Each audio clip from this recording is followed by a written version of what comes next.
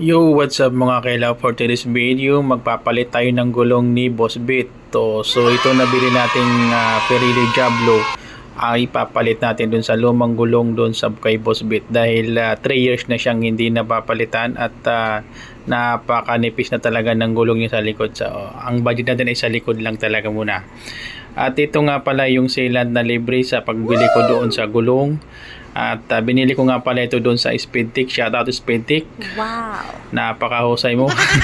At yan, ang gulong ko naman ay napakanipis na talaga at wala siyang hangin. So yun, tingnan nyo naman, napakanipis na talaga guys. So every time na pinapahanginan ko yan, mga maya-maya nawawala na agad ng hangin. At ito naman yung motor ko ay dapat din papalitan ng langis dahil matagal-tagal na rin tong hindi napapalitan ng langis. So ito si Onin, magkakaroon na siya ng bagong langis.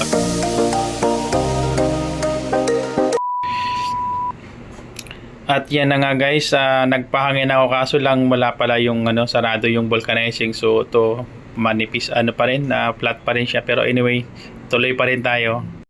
A few moments later. So andito na nga ako dun sa paayusan ng motor at kasamang palad ay sarado pa. So 7:30 daw ang bukas nila. Dumating ako ng mga around 7. So it's okay. Maghihintay lang tayo. So nandito nga pala ako sa Kumadkad, Castilla guys, nagpaayos ng motor. Dito kasi yung mas malapit sa amin. So hintay-hintay lang tayo ng konti. Maya-maya magbubukas rin naman to. 346 minutes later. Pagkalipas nga ng ilang minuto yan, nagbukas na sila na si ate at saka si kuya ng isang mekaniko dyan. At yan na nga, inasikaso na ni kuya yung ating motor. Tinanggal niya na yung tambutso, kaso medyo nahirapan siya dyan sa pagtanggal ng tambutso.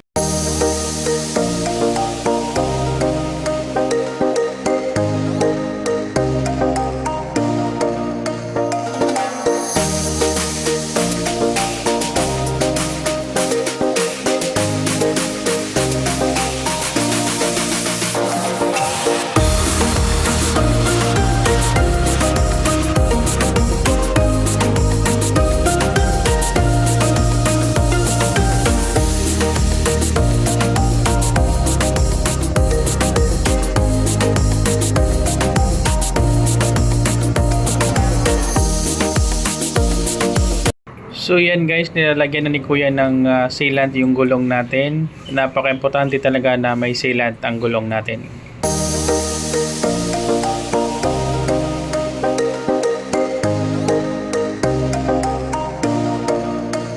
So yan na nga, tapos na ikabit yung gulong kay Boss Bit at napakaganda na ang tagbo nito, swabe na. At syempre, after natin mapalitan ng gulong, so kailangan natin silang hugasan kasama si Onin at si Boss Bit. Yan, hugasan natin sila para mas lalo silang tumugi katulad ng may-ari. Alright. At kung bago lang kayo mga kailaw sa aking page, paki-follow na lang po, like, share at comment at paki-subscribe na rin po sa aking YouTube channel, Bicolanong Hilaw. Alright, thank you.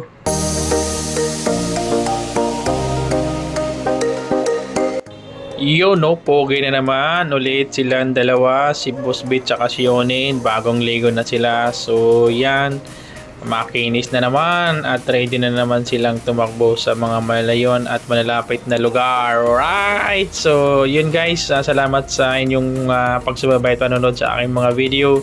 Salamat, hanggang dito na lang po ang aking vlog.